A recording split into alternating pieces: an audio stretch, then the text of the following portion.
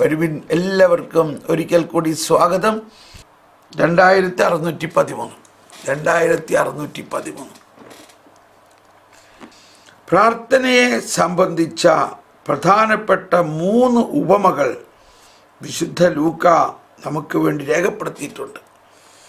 അപ്പോൾ ആമുഖഭാഗം നമ്മൾ കേട്ടു. 2613 പ്രാർത്ഥനയെ സംബന്ധിച്ച് പ്രധാനപ്പെട്ട 3 ഉപമകൾ വിശുദ്ധ ലൂക്ക നമുക്ക് വേണ്ടി രേഖപ്പെടുത്തിയിട്ടുണ്ട്. അപ്പം ഈ വിശുദ്ധ ലൂക്കയുടെ ഉപമ മാത്രം നമ്മൾ ഇതിനകത്ത് കണ്ടാക്കുക. എന്തുകൊണ്ടാണ്? വിശുദ്ധ ലൂക്കായുടെ സുവിശേഷത്തിലാണ് പ്രാർത്ഥനയെക്കുറിച്ച് ഒരുപാട് കാര്യങ്ങൾ, അല്ലെങ്കിൽ വിശുദ്ധ ലൂക്കായാണ് പ്രാർത്ഥനയെക്കുറിച്ചുള്ള ഒരുപാട് കാര്യങ്ങൾ ഈശോ പറഞ്ഞതിൽ നിന്നും എടുത്ത് രേഖപ്പെടുത്തിയിട്ടുള്ളത്. അതിൻ്റെ കാരണം എന്താ? ഇപ്പം ചോദ്യം ചോദിച്ച് സമയം കളയുന്നില്ല, എങ്കിലും നിങ്ങളൊന്ന് ചിന്തിച്ചത് നല്ലതാണ്. ലൂക്കായുടെ സുവിശേഷം ഈശോയുടെ പൗരോഹിത്യ, അതാണ് ലൂക്കായുടെ ചിഹ്നം. നമ്മൾ സുവിശേഷകരിലെ 4 ചിഹ്നങ്ങളിൽ ആദ്യത്തേത് മത്തായിയുടെ ചിഹ്നം, മനുഷ്യൻ, ഈശോയുടെ മാനുഷികത. രണ്ടാമത്തേത് മർക്കോസിൻ്റെ ചിഹ്നം, സിംഹം, ഈശോയുടെ ദൈവികത. മൂന്നാമത്തേത് കാള, ഈശോയുടെ പൗരോഹിത്യത്തിൻ്റെ, അതായത് കാള ഒരു ബലി അർപ്പിക്കുന്ന ഒരു സേവനം ആണ്. സേവനം അവസാനം തന്നെ ബലിയായി അർപ്പിക്കുന്ന പൗരോഹിത്യത്തിൻ്റെ സുവിശേഷമാണ് ലൂക്കായുടെ സുവിശേഷം. ഓക്കെ, ഇനി ആദ്യത്തെ ഉപമ. 1, നിർബന്ധ ബുദ്ധിയായ സ്നേഹിതൻ. 75. ലൂക്കായുടെ സുവിശേഷം 11-ാം അധ്യായം 5 മുതൽ 13 വരെയുള്ള വാക്യങ്ങളാണ്. അതെടുത്ത് നമ്മൾ പഠിക്കണം. നമ്മെ അവിരാമമായ പ്രാർത്ഥനയ്ക്ക് ക്ഷണിക്കുന്നു. അതാണ് അവിടുത്തെ ഒരു പ്രധാന ഘടകം. നമ്മെ അവിരാമമായ പ്രാർത്ഥനയ്ക്ക് ക്ഷണിക്കുന്നു. എന്താണ് അതിൻ്റെ അർത്ഥം? അവിരാമമായ പ്രാർത്ഥനയ്ക്ക് ക്ഷണിക്കുന്നു. മുട്ടുവിൻ, നിങ്ങൾക്ക് തുറന്നു കിട്ടും. ഇപ്രകാരം പ്രാർത്ഥിക്കുന്ന ഒരുവന് ആവശ്യമുള്ളതെന്തും സർവോപരി എല്ലാ ദാനങ്ങളെയും ഉൾക്കൊള്ളുന്ന പരിശുദ്ധാത്മാവിനെയും സ്വർഗീയ പിതാവ് നൽകും. Praise the Lord. ലൂക്കായുടെ സുവിശേഷത്തിൽ 11-ാം അധ്യായത്തിൻ്റെ പ്രസക്തി എന്താ? 11-ാം അധ്യായത്തിലാണ് ശിഷ്യന്മാർ ഈശോയുടെ അടുത്ത് വന്ന്, കർത്താവേ, ഞങ്ങളെ പ്രാർത്ഥിക്കാൻ പഠിപ്പിക്കണേ. കണ്ടോ, ലൂക്ക 11 പ്രാർത്ഥിക്കാൻ പഠിപ്പിക്കണേ. Praise the Lord. അധികം ബുദ്ധിമുട്ടില്ലാതെ തന്നെ കിട്ടി. അപ്പോൾ ആ പ്രാർത്ഥിക്കാൻ പഠിപ്പിക്കണേ എന്നുള്ള അധ്യായമാണ് ഇന്നത്തെ ഈ ആദ്യത്തെ ഉപമയുടെ വിഷയം. അപ്പോൾ ഇവിടെ ഈശോ സ്വർഗസ്ഥനായ പിതാവേ എന്നുള്ള പ്രാർത്ഥനയാണ് ആദ്യം പഠിപ്പിക്കുന്നത്. ലൂക്കായിൽ അതിനുശേഷം അതിനെക്കുറിച്ച് കുറേ ഇൻ്റർപ്രിറ്റേഷനുകൾ നൽകുകയാണ്, കുറേ വിവരണങ്ങൾ കൂടി നൽകുകയാണ്. ആ പ്രാർത്ഥനയെ നമ്മൾ മത്തായിയുടെ സുവിശേഷത്തിൽ സ്വർഗസ്ഥനായ പിതാവിൻ്റെ പ്രാർത്ഥനയെക്കുറിച്ച് പഠിപ്പിക്കുമ്പോൾ ഈശോ പഠിപ്പിച്ചത്, നീ പ്രാർത്ഥിക്കുമ്പോൾ നിൻ്റെ മുറിയിൽ കിടന്ന് കതകടച്ച് രഹസ്യത്തിൽ പ്രാർത്ഥിക്കുന്ന അതാണ്. അപ്പോൾ അതാ ജ്ഞാനം എന്താണ്? ബഹുമുഖം എന്ന് പറഞ്ഞതിൻ്റെ അർത്ഥത്തിലൂടെ ഈശോയുടെ പ്രബോധനങ്ങൾക്ക് ബഹുമുഖ ജ്ഞാനമാണ്. ഇവിടെ ലൂക്കായുടെ സുവിശേഷത്തിൽ അതേ സ്ഥാനത്ത് അത് പ്രസക്തമാണ്. എന്നിരുന്നാലും വളരെ പ്രധാനപ്പെട്ട ഒരു പ്രബോധനമാണ് ഈശോ അതിനുശേഷം നൽകുന്നത്. 5 മുതൽ 5 മുതൽ 8 വരെയുള്ള ഭാഗം ഒരു ഉപമയാണ്. എന്നിട്ട് അതിനെ അതിൻ്റെ ബലത്തിൽ നിന്ന് 9 മുതൽ 13 വരെയുള്ള ഭാഗം. വാസ്തവത്തിൽ ഇതിലല്പം വിവരിച്ചാൽ നന്നായിരിക്കുമെന്ന് എനിക്ക് തോന്നുകയാണ്. കാരണം നമ്മൾ ഒരുപാട് പ്രാർത്ഥിക്കുന്നവരാണ്, എന്നാൽ അതിൽ പോരാ, അതിലിനിയും കാര്യങ്ങൾ വലുതാകണം. നമ്മൾ പ്രാർത്ഥിക്കുന്നവരായതുകൊണ്ട് നല്ല കാര്യം. ചിലർ പ്രാർത്ഥിക്കാൻ തന്നെ പറ്റാത്ത ആൾക്കാരുണ്ട്. ഇപ്പോൾ നമ്മളെല്ലാവരും പ്രാർത്ഥനയിൽ വളരെ വലിയവരാണ് എന്നുള്ള ഒരു ബോധ്യത്തിലാണ് ഞാനിത് പറയണത്. ചിലർ ഒട്ടും പ്രാർത്ഥിക്കാത്തവരുണ്ട്, പ്രാർത്ഥിക്കാൻ പറ്റാത്തവരുണ്ട്, പ്രാർത്ഥിക്കില്ലാത്തവരുണ്ട്. അവരുടെ കാര്യം വേറൊരവസ്ഥ. ഇത് പ്രാർത്ഥിക്കുന്നവരെ കുറിച്ചാണ് ഇവിടെ പറയണത് കേട്ടോ. അപ്പോൾ അതുകൊണ്ട് ഇപ്പോൾ ഇതിലുള്ള പങ്കാളികൾ കഴിഞ്ഞ 1 വർഷത്തിലധികമായി ഈ പ്രാർത്ഥനയുടെ വലിയ കാര്യങ്ങളെല്ലാം പഠിച്ച് വളർന്നിരിക്കുന്ന നിലയ്ക്ക് ഇതെല്ലാം ഇനി ഞങ്ങൾ കേൾക്കണോ എന്നല്ല വിചാരിക്കേണ്ടത്. ഇനി നിങ്ങൾക്ക് എന്താ വേണ്ടതെന്നുള്ളതാണിത് പറയണത്. പ്രാർത്ഥനയിൽ നിങ്ങളെല്ലാം ഗ്രാജുവേഷൻ കഴിഞ്ഞിരിക്കുന്നവരാണ്. നമ്മുടെ കോൺവെക്കേഷനെല്ലാം കഴിഞ്ഞു. അങ്ങനെയുള്ള അപ്പസ്തോലന്മാരെയാണ് ആ വള്ളത്തിൽ കയറ്റിക്കൊണ്ട് പോയത്. വള്ളത്തിൽ കയറിയ ഉടനെ തന്നെ കർത്താവ് തന്നെ അവിടെ കൊടുങ്കാറ്റുണ്ടാക്കിയെന്നാണ് പറയണത്. എന്തിനാ? ഇനിയും ഈ ജീവിത തോണി സഭയാകുന്ന സഭയുടെ അവസ്ഥ ഇതിൽ അപ്പസ്തോലന്മാർക്കുള്ള ട്രെയിനിങ്ങിന് വേണ്ടിയിട്ടാണ്. സഭയിൽ എപ്പോഴും കോളിളക്കമാണ്, കടൽ പോലെയാണ്. എന്ന പോലെ നമ്മുടെ ജീവിതത്തിൽ നമ്മൾ നല്ല കത്തോലിക്ക പാരമ്പര്യത്തിൽ ജനിച്ചു വളർന്നു, എല്ലാ ദിവസവും പള്ളിയിൽ പോകുന്നു, നമ്മൾ നല്ല വിശുദ്ധമായി ജീവിക്കുന്നു. എന്നിരുന്നാലും പാപ സാഹചര്യങ്ങളും പ്രശ്നങ്ങളും എല്ലാം എപ്പോഴും വരാം. എന്നാൽ അതിനകത്തു നിന്നെല്ലാം നമ്മൾ എങ്ങനെ നമ്മളെ അതിൽ നിന്നെല്ലാം കർത്താവ് പൊക്കിയെടുക്കും. എല്ലാ തരത്തിലും വളരെ വിശുദ്ധമായി എല്ലാം നടന്നുകൊണ്ടിരിക്കുമ്പോഴും പ്രശ്നങ്ങളും കഷ്ടതകളും വരാം. അത് അവിചാരിതമായിട്ട് വരാം. അവരൊട്ടും പ്രതീക്ഷിച്ചില്ല. കർത്താവിൻ്റെ കൂടെ വള്ളത്തിൽ ഇങ്ങനെ യാത്ര ചെയ്യുന്ന നേരത്ത് പെട്ടെന്നൊരു കൊടുങ്കാറ്റ്, പെട്ടെന്ന്. ഇതാണ് നമ്മൾ വളർന്നവർക്കുണ്ടാകാവുന്ന ഒരവസ്ഥ. പെട്ടെന്ന് അപ്രതീക്ഷിതമായി ഇവിടെ നമ്മൾ എന്ത് ചെയ്യും? അതാണ് ഇവിടുത്തെ ഈ പ്രബോധനത്തിൽ അടങ്ങിയിരിക്കുന്ന ഒരു കാര്യം. അപ്രതീക്ഷിതമായ ഒരവസ്ഥയാണ്. നോക്കൂ, അവൻ അവരോട് പറഞ്ഞു, നിങ്ങളിൽ ഒരുവനെ ഒരു സ്നേഹിതനുണ്ടായിരുന്നിരിക്കട്ടെ. അർദ്ധരാത്രി കണ്ടോ, അവൻ്റെ അടുത്ത് ചെന്ന് അവൻ പറയുന്നു, സ്നേഹിത, എനിക്ക് 3 അപ്പം വായ്പ തരിക. ഒരു സ്നേഹിതൻ യാത്രാമധ്യേ എൻ്റെ അടുക്കൽ വന്നിരിക്കുന്നു. ഇപ്പം ഇവിടെ കുറേ സ്നേഹിതൻ എന്ന് പറയുന്നുണ്ട്. എത്ര സ്നേഹിതൻ ഇവിടെ ഉണ്ടെന്ന് നോക്കൂ.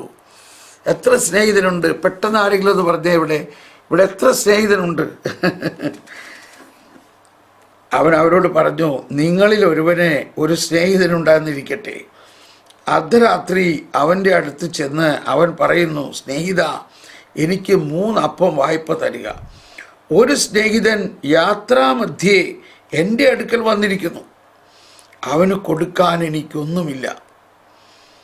അപ്പോൾ അവൻ്റെ സ്നേഹിതൻ അകത്തു നിന്ന് മറുപടി പറയുന്നു, എന്നെ ഉപദ്രവിക്കരുത്, കഥ കടച്ചു വെച്ചു, ദയവെടുത്ത് പോയിക്കോ, എൻ്റെ കുഞ്ഞുങ്ങളും എൻ്റെ കൂടെ കിടക്കയിലാണ്, എഴുന്നേറ്റ് നിനക്ക് ഒന്നും തരാൻ സാധിക്കുകയില്ല. ഇതാണ് അവസ്ഥ. ഞാൻ നിങ്ങളോട് പറയുന്നു, അവൻ സ്നേഹിതനാണ് എന്നതിൻ്റെ പേരിൽ അവനൊന്നും കൊടുക്കുകയില്ലെങ്കിൽ തന്നെ, അതാണ് നമ്മുടെ ബുദ്ധിയും ബോധ്യമൊക്കെ അപ്ലൈ ചെയ്യുമ്പോൾ ഒന്നും കിട്ടാൻ സാധ്യതയില്ല. എങ്കിലും നിർബന്ധ നിമിത്തം എഴുന്നേറ്റ്, അവൻ്റെ നിർബന്ധ നിമിത്തം എഴുന്നേറ്റ് അവന് വേണ്ടത് നൽകും. അതാണ് നമ്മൾ ഇതിനു മുമ്പ് കഴിഞ്ഞ ക്ലാസ്സിൽ പ്രാർത്ഥന ഒരു പോരാട്ടമാണെന്ന് പറയുന്നത്. എന്താണ് ഈ പോരാട്ടത്തിൻ്റെ അർത്ഥം? അപ്പൻ ഇത്ര സ്നേഹിതനാണെങ്കിൽ, അപ്പൻ ഇത്ര വാത്സല്യം നിറഞ്ഞ സ്നേഹനിധിയായ അപ്പനോട് പോരാടേണ്ട ആവശ്യമുണ്ടോ? അപ്പോൾ 3 സ്നേഹിതൻ, ആരൊക്കെയാണ് 3 സ്നേഹിതൻ കേട്ടോ? അവൻ അവരോട് പറഞ്ഞു, നിങ്ങളിൽ ഒരുവന് ഒരു സ്നേഹിതനുണ്ടായിരിക്കട്ടെ. അപ്പോൾ 2 പേരല്ലേ? നിങ്ങളിൽ ഒരുവന് ഒരു സ്നേഹിതനുണ്ടായിരിക്കട്ടെ. അർദ്ധരാത്രി അവൻ്റെ അടുത്ത് എന്ന് അവൻ പറയുന്നു, സ്നേഹിത, എനിക്ക് 3 അപ്പം വായ്പ തരിക.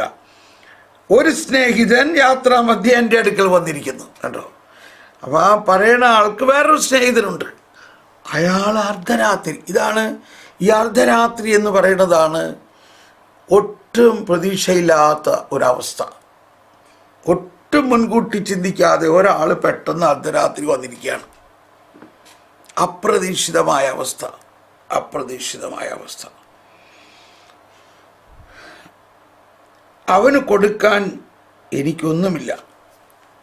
അപ്പോൾ ഇവിടെയാണ് ഒരു മധ്യസ്ഥ പ്രാർത്ഥനയുടെ രഹസ്യമാണ് ഇവിടെ. ഇത് നമ്മൾ ഈ 3 സ്നേഹിതരുടെ ആ ഒരു ചിത്രം ഓർക്കുക. 3 സ്നേഹിതരെ മാത്രം കാണുക. അതായത് ഇനി നിങ്ങളെ തന്നെ ചിന്തിക്കുക. നിങ്ങളാണ് ഈ പ്രധാന സ്നേഹിതൻ.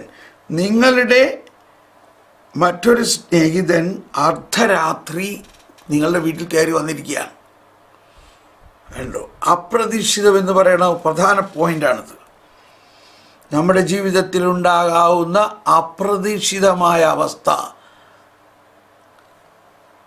ആ സ്നേഹിതൻ പറയാണ്, എനിക്ക് വിശക്കണു, ഞാൻ യാത്രാമധ്യേ എൻ്റെ കയ്യിലൊന്നുമില്ല എനിക്ക് ഭക്ഷിക്കാൻ. ഇപ്പോൾ ഈ മനുഷ്യൻ അയാളെ സ്വീകരിച്ച് അവിടെ വീട്ടിലിരുത്തിയിട്ട് അയാളും പറയാണ്, എൻ്റെ കയ്യിലൊന്നുമില്ലാടപ്പാ, എന്തു ചെയ്യും കേട്ടോ. ഇപ്പം ഈ ആദ്യത്തെ 2 സ്നേഹിതരുടെ കയ്യിലും ഒന്നില്ല. അതായത് ഒന്ന് നമ്മളാകുന്ന വീട്ടുടമസ്ഥൻ, നമ്മുടെ അകത്ത് വീട്ടിൽ വേറൊരു സ്നേഹിതൻ വന്നിരിക്കുന്നു, അവൻ്റെ കയ്യിലൊന്നുമില്ല ഭക്ഷിക്കാൻ. എന്നാൽ നമ്മളുടെ അടുത്ത് വന്നിരിക്കണം, നമ്മുടെ വീട്ടിലൊന്നുമില്ല.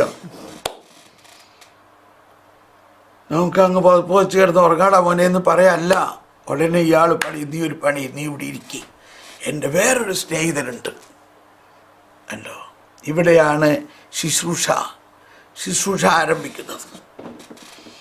എവിടെയാണ്? അർദ്ധരാത്രിയാണ്. അപ്പം ഇതിൻ്റെയൊക്കെ വലിയ അർത്ഥമാണ് പ്രാർത്ഥനയിൽ. അർദ്ധരാത്രി എന്ന് പറയുന്നതും ഒരു സ്നേഹിതൻ യാത്രാമധ്യേ വന്നിരിക്കുന്നു എന്ന് പറയുന്നതും, ഇപ്പം മുഴുവനും ഞാൻ പറയുന്നില്ല. ഇനി വേറെ പ്രാർത്ഥനയെക്കുറിച്ചുള്ള ക്ലാസ്സിൽ അത് വരാൻ പോണതാണ്, അല്ലെങ്കിൽ വരുവായില്ല, ഇനി വരില്ല. ഇത് ഈ പ്രാർത്ഥനയെക്കുറിച്ച് തന്നെയുള്ള ക്ലാസ്സാണ്. ഓക്കെ. അപ്പം എന്നിട്ട് അയാൾ അവിടെ ഇരുത്തിയിട്ട് ഇയാളുടെ സ്നേഹിതൻ്റെ അടുത്തേക്ക് പോകുന്നു. അതാണ് നിങ്ങൾക്കൊരു സ്നേഹിതനുണ്ടായിരിക്കണേ എന്ന് പറഞ്ഞ് തുടങ്ങുന്നത്. ഇനി ഇയാളുടെ അടുത്ത് വന്നിട്ട് മുട്ടുമ്പോൾ രാത്രിയാണ്, അർദ്ധരാത്രി അയാൾ ഉറങ്ങാണെന്ന് ഇയാൾക്കറിയാം. ഉറങ്ങാതിരിക്കുമോ അർദ്ധരാത്രി ആരെങ്കിലും?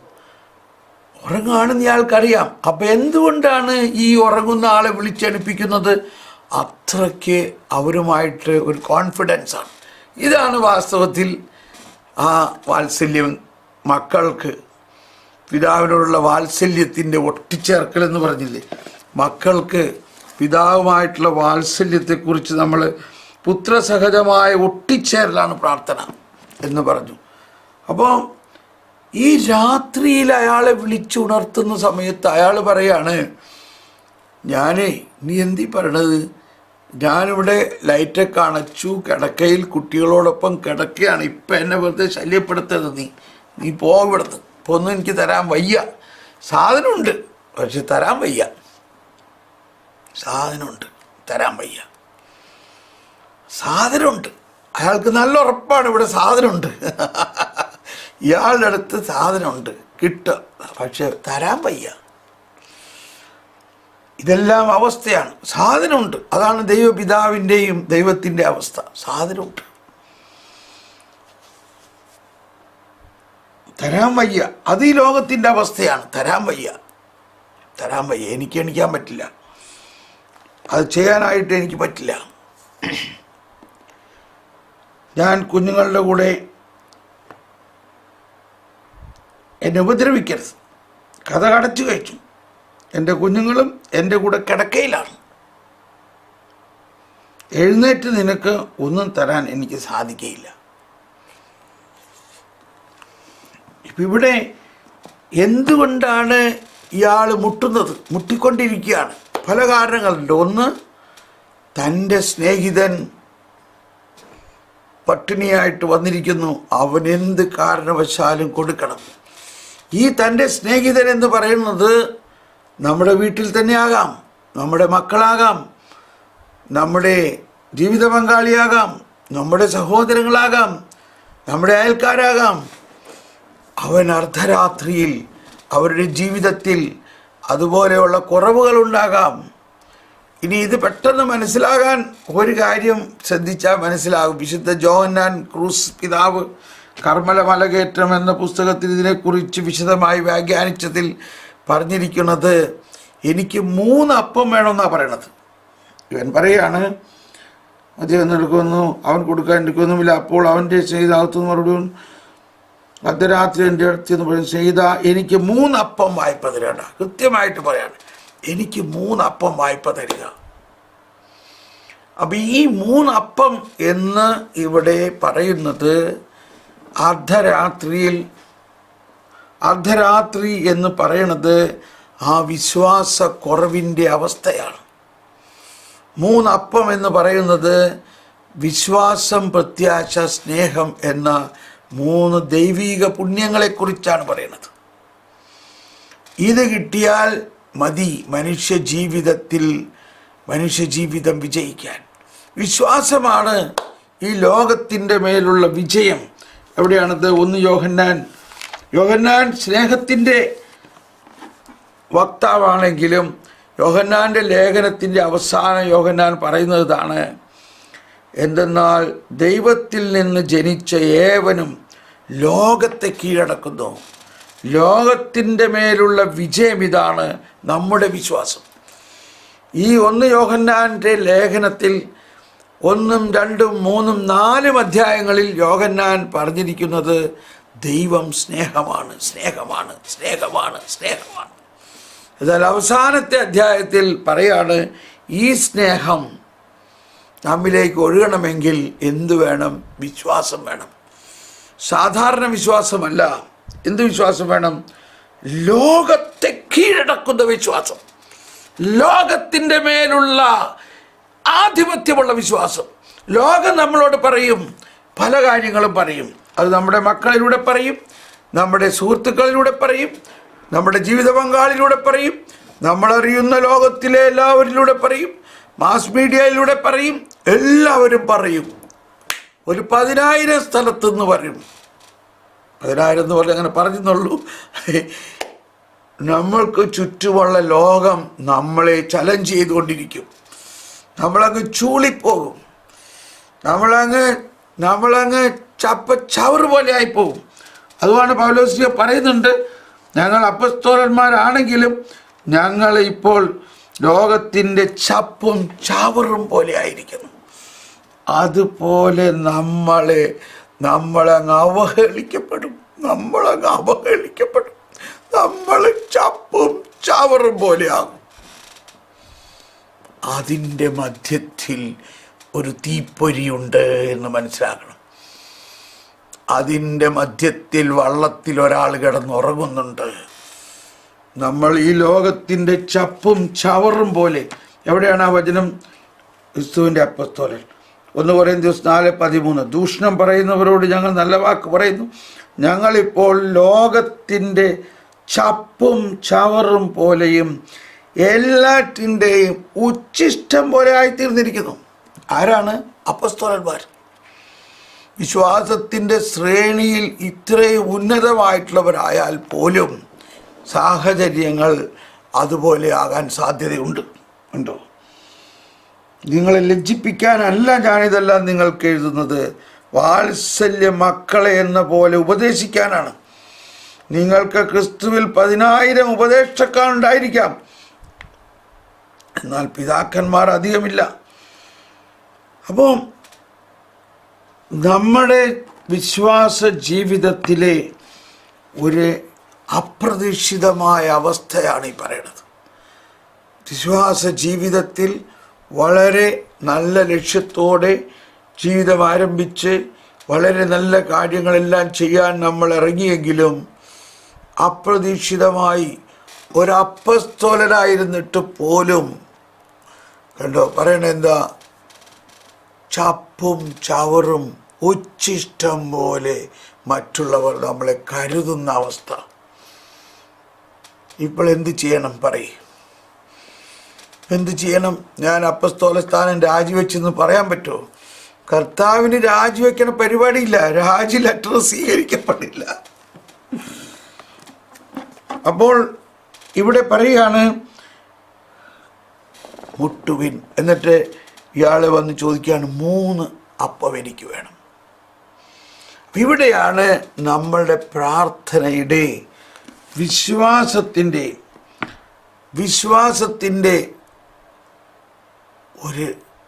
വിശ്വാസത്തിൽ കരുത്തുള്ളൊരു പ്രാർത്ഥന ഉയരേണ്ടത്.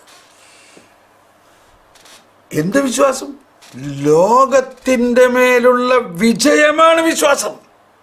ഈ ലോകത്തിൻ്റെ പ്രത്യയശാസ്ത്രങ്ങളെല്ലാം വെട്ടിമുറിക്കുന്ന കരുത്താണ് ആ വിശ്വാസം. ഈ ലോകത്തിൻ്റെ എല്ലാ പ്രത്യയശാസ്ത്രങ്ങളെയും തകർക്കുന്ന ഫിലോസഫി, സൈക്കോളജി, എന്തെല്ലാം കാര്യങ്ങളാണ് നമ്മളുടെ മുമ്പിൽ ആളുകൾ കൊണ്ടുവരുന്നത്. എന്നാൽ വിശ്വാസത്തിന് അതിനേക്കാൾ എല്ലാം വലിയ ശക്തിയാണ്. എന്താണ് ആ വിശ്വാസം? എൻ്റെ ഹൃദയത്തിൽ എൻ്റെ സൃഷ്ടാവ് തന്നെ വസിക്കുന്നു. അതാണ് വിശ്വാസം. ലോകത്തിൻ്റെ മേലുള്ള വിജയം വിശ്വാസമാണ്. ഈ വിശ്വാസമാണ് പടിപടിയായി വളരേണ്ടത്. അതങ്ങനെ ഒറ്റയടിക്ക് വളരുന്നൊരു കാര്യമല്ല. അതിന് ഇതുപോലെ ഈശോ തന്നെ അപ്പസ്തോലന്മാരെ വിശ്വാസത്തിൽ വളർത്തിയത് ഇതുപോലെ ഭയാനകമായ അവസ്ഥയിൽ അവരെ കൊണ്ടുവന്നങ്ങ് ഇട്ടു എന്ന പോലെ നമ്മളെയും നമ്മുടെ ജീവിതത്തിലെ ഭയാനകമായ ലൈവ് എവൻസ്, ജീവിതത്തിൻ്റെ പ്രക്ഷുബ്ധമായ അവസ്ഥകളെ ദൈവം തന്നെ സൃഷ്ടിക്കുകയാണ്. എന്തിനാണ്? നീ വിശ്വസിക്കണം, നിന്നെ രക്ഷിക്കാൻ കഴിവുള്ളവൻ്റെ കയ്യിലാണ് നീ എന്ന് വിശ്വസിക്കണം.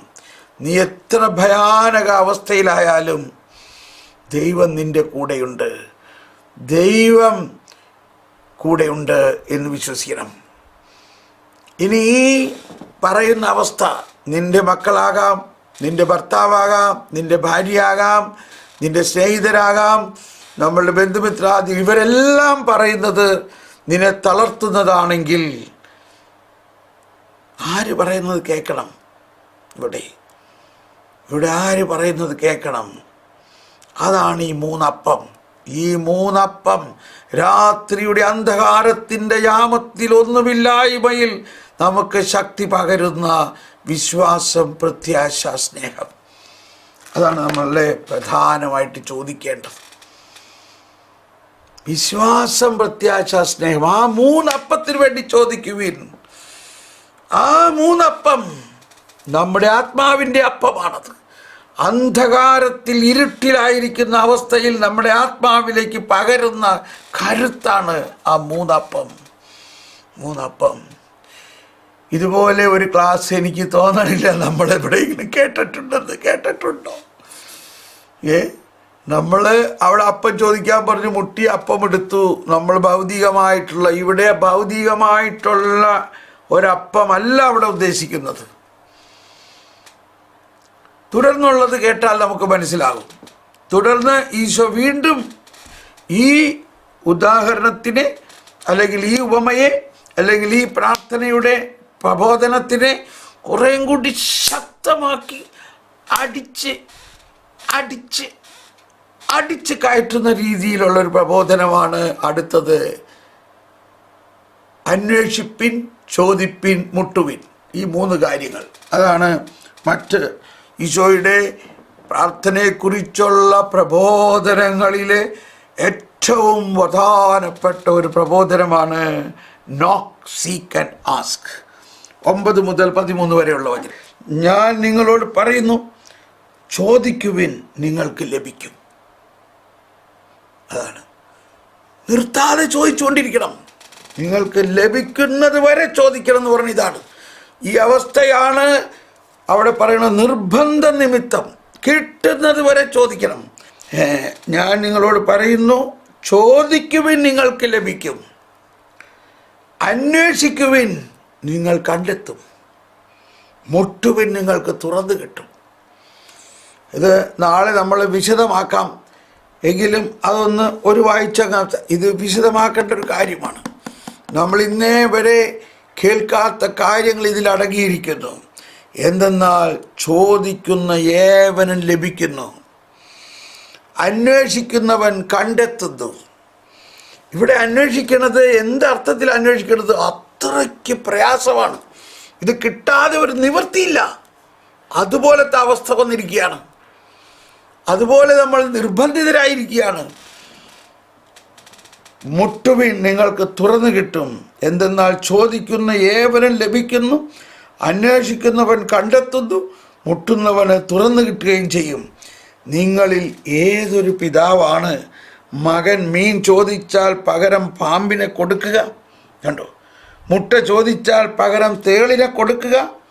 മക്കൾക്ക് നല്ല ദാനങ്ങൾ നൽകാൻ ദുഷ്ടരായ നിങ്ങൾക്ക് അറിയാമെങ്കിൽ സ്വർഗസ്ഥനായ പിതാവ് തന്നോട് ചോദിക്കുന്നവർക്ക് എത്രയധികമായി പരിശുദ്ധാത്മാവിനെ നൽകുകയില്ല.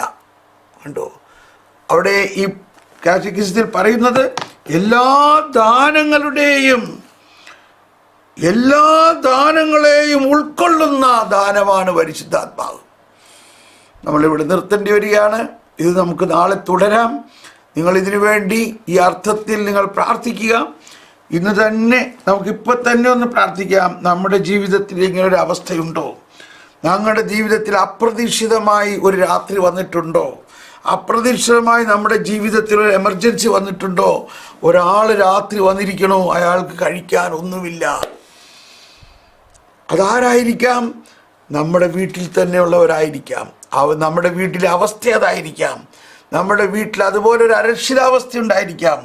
നമ്മുടെ സുഹൃത്തുക്കളാകാം, നമ്മുടെ ബന്ധുമിത്രാദികളാകാം. ആരായാലും ഇവിടെ ഇതാ നമുക്കും ഒന്നും കൊടുക്കാൻ പറ്റുന്നില്ല. നമ്മുടെ കയ്യിൽ ഒന്നും കൊടുക്കാൻ പറ്റുന്നില്ല. നമ്മൾ നിസ്സഹായരാണെങ്കിൽ ഇവിടെയാണ് വിശ്വാസം, പ്രത്യാശ, സ്നേഹം എന്ന ദാനം നമുക്ക് വേണ്ടത്. പരിശുദ്ധാത്മാവാകുന്ന എല്ലാ ദാനങ്ങളും ഉൾക്കൊള്ളുന്ന ദാനമാകുന്ന പരിശുദ്ധാത്മാവ് ഈ സമയത്ത് ഞങ്ങളെ സഹായിക്കണേ. വരുവിൻ പ്രാർത്ഥിക്കാം. Hallelujah, hallelujah, hallelujah.